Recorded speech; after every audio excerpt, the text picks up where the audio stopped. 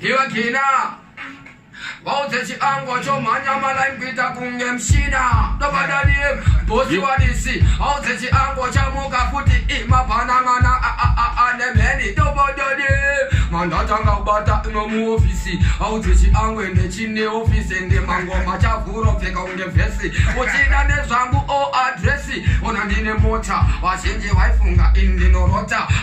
Andimbo fendaka Vera mukama kushaura ndokwa mwenene Dapisa futi kama grasi wazona futi ndakokwira bhazi vamwe vagaya ndaenda kuprasi auze zingoma rosikana komuzanzi vandiona mangoma ndotsenga unge nzungu chimba neshona kwete kuti nechirungu vazona chauya chiango chedzungwede mangoma ende vazona dzemuzungu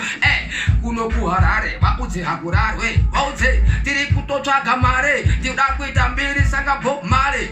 mudhara magara pasofa apa mune munda yekuruma chatirofa vaudze kuti vazhinji vasasara wafa ende vamwe vari kurafa pano patv kana muchiti ndine hiv tinyorerera kuti cv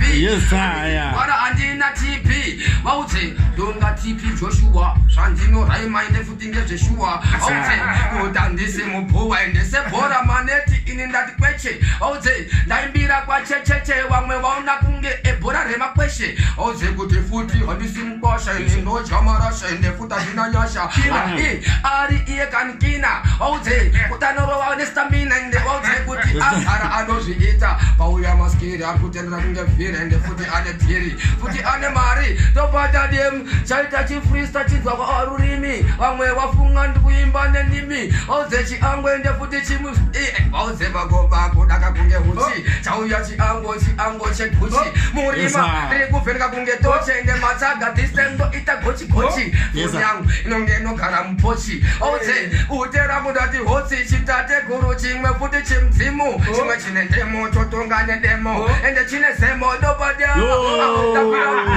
matsaga ari kuwanza pamuromo ndauza blue mo ekare blue ndanama zvinhu kuita kunge blue auze kuti ndine matatu hotsi kuita kunge ndine flu auze mangoma ari pano ende gosha ende vaudze kuti nyangwe futi zvakagosha iwe kanigina ipe ziritimu kamera yako efoni iri kuntora ende vaudze kuti handina kumbonyora matsaga ndofunga daundifonyora auze kuti iri chiriugora pane slagi auze mangoma nakakuita kunge slagi auze kuti kungadoro riri mumakete asadza ngoma mtaki kunge mvura auze kuti mangoma anodhura chaita chingoma ende hachisi chidzisi auze kuti they wish